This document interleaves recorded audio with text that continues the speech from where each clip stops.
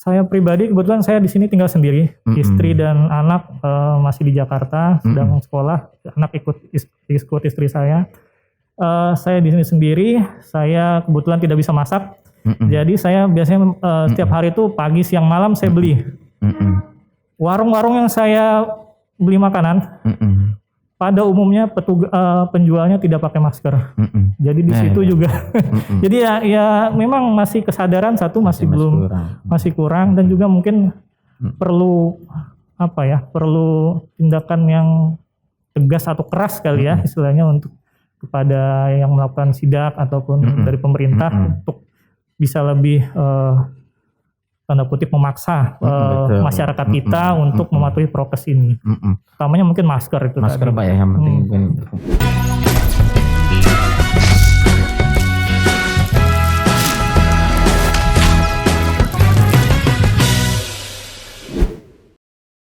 Ya, selamat pagi. Assalamualaikum warahmatullahi wabarakatuh. Kembali dalam acara obrolan santai syarat makna dari Media Center Kominfo Kabupaten Pasir. Baik, hari ini kita masih membahas masalah yang masih hangat ya terkait masalah pandemi ini. Dan baru saja kemarin Lebaran itu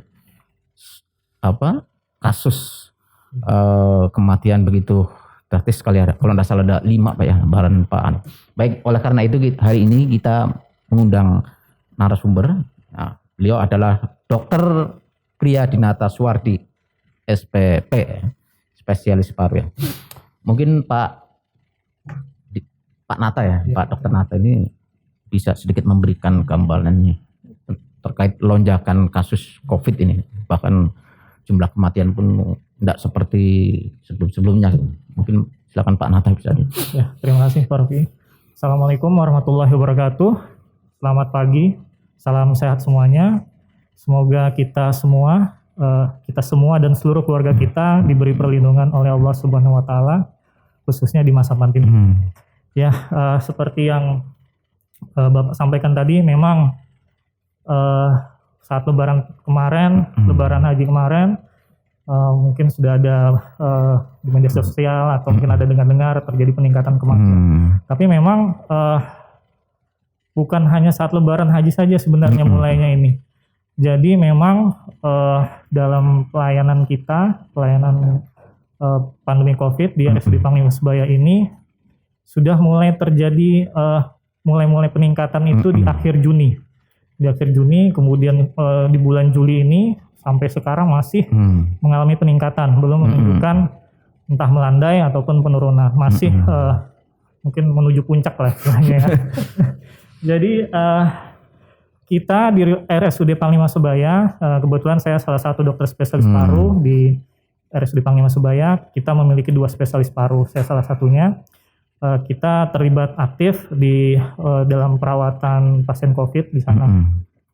Jadi sebelumnya mungkin kondisi di Rumah Sakit Panglima Sebaya, kita memiliki 2 ruang isolasi saat ini ya. Sementara 2 ruang isolasi utama atau kita sebut saja ruang isolasi 1 dan ruang isolasi 2. Jadi dulu mungkin sebelum April kita masih menggunakan dua ruang isolasi itu di bulan April kemarin. Kita tariklah 3 bulan ke belakang. Kemudian di akhir April sepertinya sudah terjadi penurunan. Jadi kita hanya menggunakan 1 ruang isolasi saat itu karena sepertinya yang dirawat sudah mulai penurunan. Sampai kemudian di akhir April itu di bulan Mei, kemudian di akhir Juni kok sepertinya kasus tambah banyak nih yang dirawat. Sampai ruang isolasi utama atau isolasi 1 kita itu tidak menampung, sehingga kita membuka lagi yang ruang isolasi kedua. Nah, kemudian sampai saat ini ruang isolasi kita keduanya juga sudah penuh. Sudah penuh ya. Sampai hari ini 22 Juli ya, 22 Juli kedua ruang isolasi penuh. Kapasitas kita ruang isolasi 1 itu bisa menampung 27 pasien. 27 pasien, kemudian ruang isolasi 2 bisa menampung 20 pasien. Itu sudah kita tingkatkan. Awalnya sebenarnya ruang isolasi 1 itu hanya 20 pasien. Kita tambah bednya jadi 27. Ruang isolasi 2 hanya sebenarnya hanya 10 pasien. Kita tambah jadi 20 kita masukkan. Karena ini penuh, kita sekarang sedang mengupayakan penambahan ruang isolasi. Jadi seperti yang disampaikan sebelumnya waktu minggu lalu, kita ruang anak sudah kita desain untuk penambahan ruang isolasi.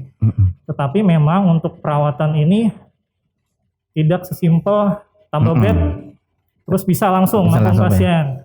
Nah, yang jadi masalah bukan hanya bed atau tempat tidur, tapi perawatan ini juga kita membutuhkan tenaga, membutuhkan obat-obatan, oksigen dan yang lainnya. Oke lah, tempat tidur bisa kita siapkan, ruang bisa kita siapkan. Tapi dari segi tenaga, kita juga saat ini banyak petugas kita yang terpapar COVID. Jadi mau tidak mau juga mesti istirahat atau isolasi mandiri juga. Betul. Jadi pasien meningkat, tetapi tenaga kita berkurang, seperti itu. Sedangkan ruangan sudah mungkin 80% sudah siap itu untuk digunakan. Tapi itu tadi dari segi tenaganya. Betul.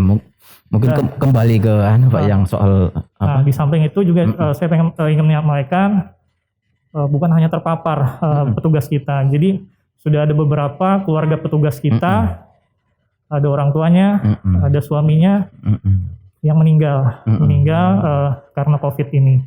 Jadi di sini juga saya ingin menyampaikan turut berduka cita, ikut berbelasungkawa kepada keluarga yang ditinggalkan. Betul. Kembali ke soal mari kita, bagaimana? Kemudian mari kita coba melihat datanya ya. Iya. Kenapa di bulan Juli ini terjadi lonjakan kasus COVID-19 ini? Saya mengambil data dari situs COVID-19 kaltimprovinsi.go.id. Coba kita tarik ke belakang dulu di 3 bulan sebelumnya. Jadi tadi seperti saya sampaikan di bulan April ya. Bulan April. 1 April di Kabupaten Pasir itu pasien terkonfirmasinya ada 3.444. Pasien meninggal 74 total ya dari yang tahun sebelumnya di totalnya itu. Kemudian di 1 Mei 2021 jumlah pasien terkonfirmasi bertambah 427. Jadi total 3.871, pasien meninggal bertambah 10 ya, jadi total 84. Di tanggal 1 Juni total bertambah lagi yang pasien terkonfirmasi 238 ya, jadi total 4.109. Yang meninggal juga bertambah 10, jadi 94. Di tanggal 1 Juli pasien terkonfirmasinya agak berkurang sedikit, bertambah 188. Jadi total 4.297, pasien meninggal bertambah 12. Jadi dalam 3 bulan terakhir itu kalau kita rata-ratakan, maaf, yang pasien meninggal kurang lebih 10 lah ya. 10. Itu per 1 bulan. Per 1 bulan dari bulan April, Mei hingga Juni. Kurang lebih seperti itu. Nah, kemudian kalau dari situsnya itu dia baru menampilkan sampai tanggal 20 Juli. 20 Juli itu penambahan di Kabupaten Pasir pasien terkonfirmasi sebanyak 670. Jadi total 4.969. Penambahan pasien meninggal dari tanggal 1 sampai 20 bertambah 23. Itu bulan Juli belum selesai. Sudah bertambah 23. Betul. Kalau sebelum-sebelumnya kan kurang lebih 10 ya, 1 bulan itu. Mungkin kalau kita melihat data-data yang disampaikan Pak Dokternya, mungkin bisa menjelaskan analisanya atau mungkin dari versi ini sebenarnya gimana kok bisa terjadi lonjakan yang luar biasa? Ini belum selesai datanya. Jadi gini Pak, kalau itu kan data dari situsnya tadi. Nah, data internal kami untuk yang di ruang isolasi di perawatan kita juga punya pendataannya. Pendataan manual kami dari tanggal 1 Juli sampai 21 Juli sampai kemarin. Ya. Sampai kemarin total yang kita rawat di ruang isolasi sebanyak 162 pasien. Total ya, dalam 1 bulan itu. Meninggal ada 45. Jadi memang dalam beberapa hari terakhir ada dalam 1 hari meninggal 6, ada meninggal 5, ataupun mungkin sebelum-sebelumnya ada yang 1. Tapi beberapa hari terakhir cukup banyak ada 6. Jadi kurang lebih terjadi peningkatannya sebanyak 4 kali lipat. 4 4 kali lipat ya, baik dari segi jumlah kasus terkonfirmasi ataupun pasien meninggal di Kabupaten Nah, Pasir. data ini belum masuk di data yang Sepertinya masih belum, karena belum, tadi ya? yang situsnya tadi saya lihat sih masih tanggal 20. berarti yang realnya yang hari ini Bapak sampaikan, data Pak Dokter kasarnya, sampaikan ya. data Nah, kasarnya, data kasarnya. kurang lebih seperti itu. Karena langsung di lapangan kan. Mungkin nanti baik. diolah, mungkin ada dipilah-pilah lagi yang sesuai atau tidak seperti itu. Nah, kenapa hal ini bisa terjadi? Jadi memang mungkin kita juga harus sadar ya. Satu, mobilitas kita masih tinggi. Ya, mobilitas kita. Jadi memang untuk kuncinya sebenarnya kalau untuk penanganan pandemi atau wabah, kalau kita lihat dari negara-negara lain yang sudah duluan, seperti mungkin Cina ataupun negara lain, mereka memberlakukan lockdown, ya kan? Hanya saja di kita pemerintah, istilahnya mungkin menutup pintu untuk yang seperti itu, hanya membatasi mobilitas kita. Jadi mobilitas ini dia berbanding lurus dengan peningkatan kasus. Nah, ya mungkin dicari di lapangan Pak ya. Biasanya kalau pada saat ada pasien gitu kan, apakah ada semacam gini, kalau riwayat lah, kan biasanya ini Bapak dari mana atau ada semacam itu enggak Pak di lapangan? Sebelumnya kita seperti itu, tetapi karena sudah ini kasusnya sudah cukup banyak, tenaganya juga, istilahnya sudah ada penularan lokal juga, jadi ya sepertinya kita tidak menanyakan lagi Pak ya, karena memang sudah penularan lokal juga sudah terjadi di kita. Susah terkendali gitu ya. Jadi itu memang utamanya usahakan sedapat mungkin kita mengurangi mobilitas kita. Kalau tidak perlu keluar rumah, ya di rumah saja. Di rumah saja. Ya. Keluarga yang di rumah juga mungkin bisa mengingatkan keluarganya yang lain mau ngapain nih keluar. Penting atau enggak? Kalau enggak ya udah usahakan dulu di rumah saja. Apalagi kan memang di bulan Juli ini baik dari segi kasus yang baru terkonfirmasi dan juga kasus meninggal terjadi peningkatan. Jadi memang harus sedapat mungkin membatasi mobilitas kita. Itu satu. Kemudian yang kedua, mungkin itu tadi kita harus akuin juga prokes kita belum optimal. Masih longgar atau gimana Pak? Masih longgar. Mungkin masyarakat ini keluar rumah yang penting pakai masker. Ya kan? Jadi sepertinya pakai masker aja udah cukup. Ya, mungkin pikirannya yang penting bebas dari razia itu Pak. Jadi fungsinya itu belum hanya untuk formalitas saja, bukan dari segi fungsi untuk pelindung diri. Jadi mereka hanya di situ mungkin bisa dijelaskan Pak Dokter, ternyata masker juga mempengaruhi ya? Atau gimana? Mungkin bisa dijelaskan ini soal virus ini. Sangat mempengaruhi. Jadi begini, namanya virus ini kan dia virus corona ya, virus SARS-CoV-2 yang menyebabkan terjadi penyakit COVID-19 ini. Jadi penularannya bisa umumnya dari droplet, percikan percik renik istilah kita itu, misalkan ngomong berbicara itu ada percikan-percikannya itu keluar. Mungkin kita nggak ngelihat, apalagi yang batuk kadang terlihat, kadang berbicara pun kadang terlihat orang yang percikan dari mulutnya itu keluar. Makanya masker ini sangat penting. Itu satu. Kemudian juga bukan hanya formalitas saja masker, tapi taruhnya di dagu. Ya kan, banyak juga yang seperti itu. Jadi memang harus menutupin hidung dan mulut. Jangan hanya formalitas tapi taruh di dagu. Cuma ingin supaya menghindari razia lah. Seperti itu. Nah, itu membatasi mobilitas kita yang masih tinggi, prokes kita yang juga memang masih belum optimal saya rasa. Walaupun memang kami juga mengapresiasi dari Dinas Perhubungan ya, nggak salah yang sering melakukan sidak malam-malam ke kafe atau Satpol PP juga ya. Nah itu kami sangat mengapresiasi sekali langkah-langkah yang mereka lakukan untuk meminimalisir itu tadi. Mungkin Pak sebelum kira-kira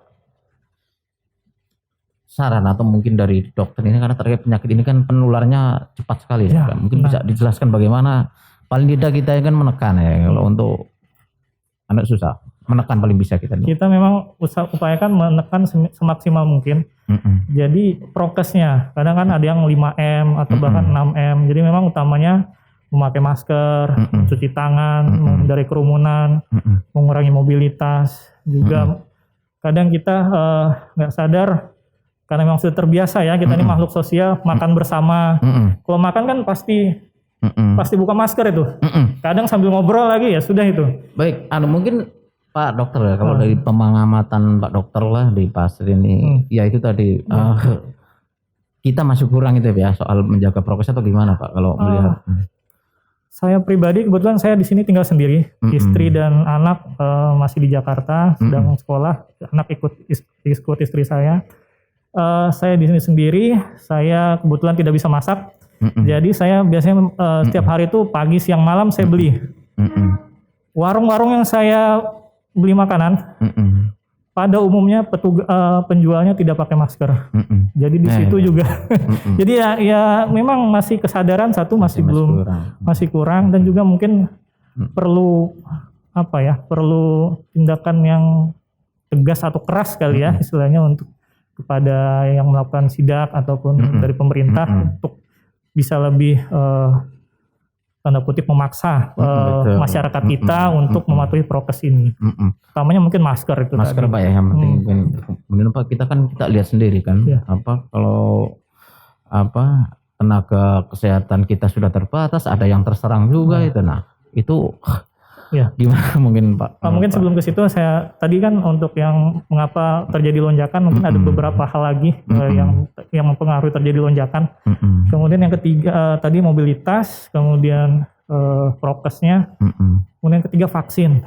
Nah, vaksin ini juga sangat membantu lah untuk pelindungan diri kita. Jadi di sini saya ingin menyarankan masyarakat sedapatnya usahakan bisa vaksin ya, jangan. Karena di luar juga banyak nih yang percaya hoax ini, ya vaksin itu nanti bisa malah bikin sakit lah segala macam lah. Tapi vaksin itu bisa meminimalisir kita untuk terkena penyakit COVID atau mengurangi beratnya penyakit. Mungkin kita kena COVID, tapi mungkin yang ringan-ringan saja, tidak sampai jatuh yang dengan berat. Adanya vaksin dengan adanya ya. vaksin. Jadi pada masyarakat jangan takut untuk vaksin, tetap nanti ada tim screeningnya untuk menilai untuk kelayakan masyarakat yang akan menerima vaksin.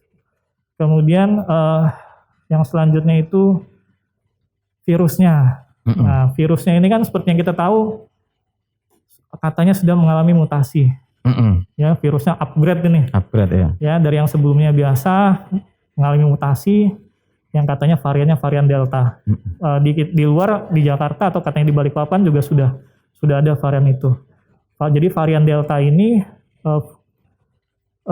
virusnya ini bisa menularkan 10 kali lebih cepat. Dibandingkan 10 kali lebih cepat penularannya dibanding virus sebelumnya awalnya. Dan juga lebih berat. Makanya di kita sebenarnya kita udah kirim sampel kita yang PCR itu untuk mengetahui varian virusnya. Hanya saja mungkin karena antrian seluruh Indonesia mengantri untuk melihat mutasinya mungkin itu, jadi belum ada keluar hasilnya. Mungkin saya mau bertanya Pak Dokter itu kan.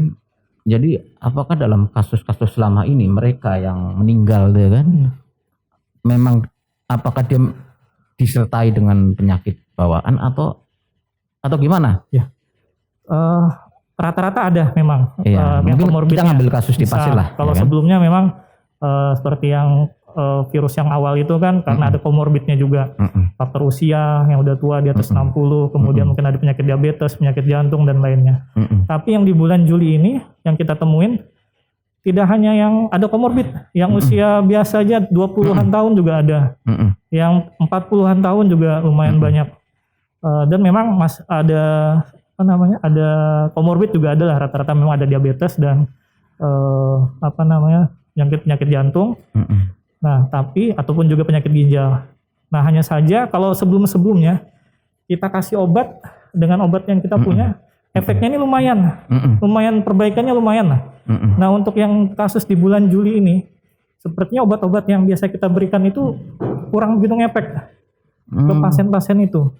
Nah, jadi walaupun kita mungkin belum tahu varian Delta ini apakah sudah ada di Kabupaten Pasir, tapi kalau melihat kriteria-kriterianya yang penularannya lebih cepat sehingga jadi kasusnya lebih banyak, kemudian beratnya penyakit yang rata-rata datangnya sudah dalam kondisi berat sehingga kita obatin juga agak susah, perbaikannya agak lambat. Sepertinya mungkin sudah ada ini varian Delta di kita. Hanya saja mungkin kita belum punya buktinya. Betul. Seperti itu. Baik. Jadi, varian Delta ini istilahnya itu mungkin virusnya sudah upgrade nih, sudah mutasi. Strategi kita nggak boleh sama kayak yang sebelumnya. Mungkin kalau sebelumnya bisa kasih contoh Pak. Contoh aja.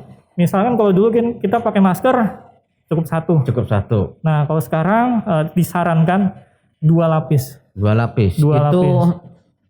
sejenis atau gimana? Usahakan yang beda jenis. Beda Misalkan jenis kalau ya? yang saya pakai sekarang ini Ah, N95. Jadi memang agak lebih tebal dan lebih pelindungannya mungkin lebih kuat lah. yang masker mana yang bisa direkomendasikan untuk itu? Kalau untuk apa? untuk masyarakat idealnya dia menggunakan masker bedah satu, kemudian dilapisi masker biasa yang masker kain juga nggak masalah. Jadi isinya 2 lapis. Karena harus 2 lapis. Dua Ya? lapis sebaiknya seperti itu. Itu karena ganasnya virus itu ya? Iya, seperti itu. Istilahnya kan virusnya udah menular lebih cepat, kita pun harus menggunakan APD, alat pelindung diri, salah satunya masker ini juga harus lebih kuat juga. Kalau kita pakai yang kayak biasa, bisa tetap kena kita. Jadi tetap hati-hati. Betul.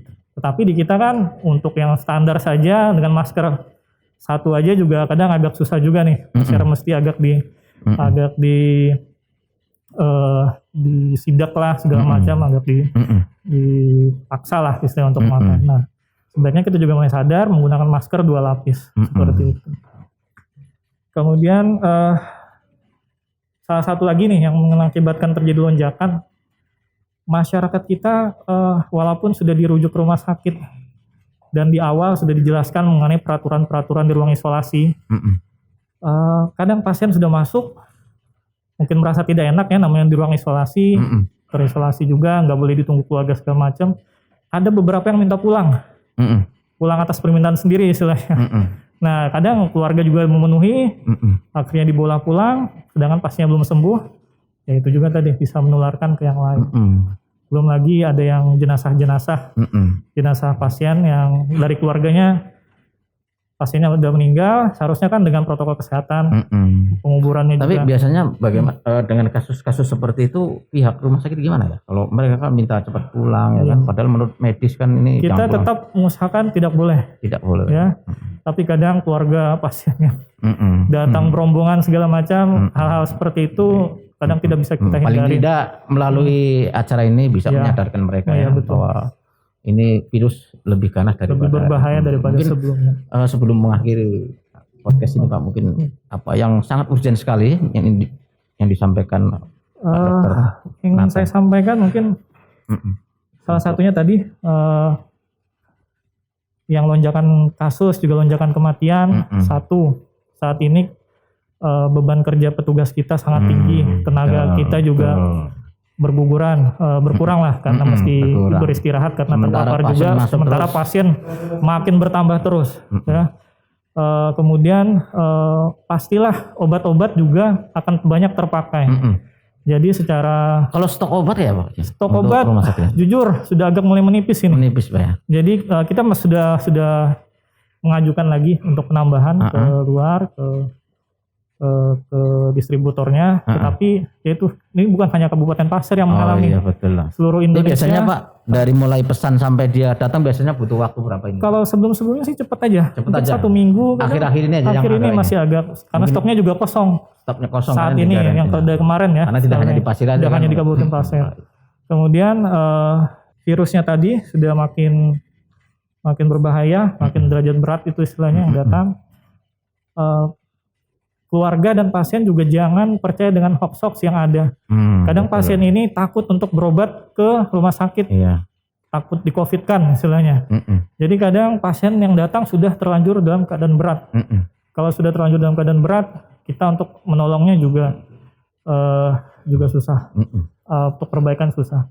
Jadi mungkin sebelum ditutup tadi, satu pesan saya untuk masyarakat, virus sudah bermutasi, ya. Virus kemungkinan sudah bermutasi di tempat kita, lebih berbahaya, lebih menular, lebih cepat menular.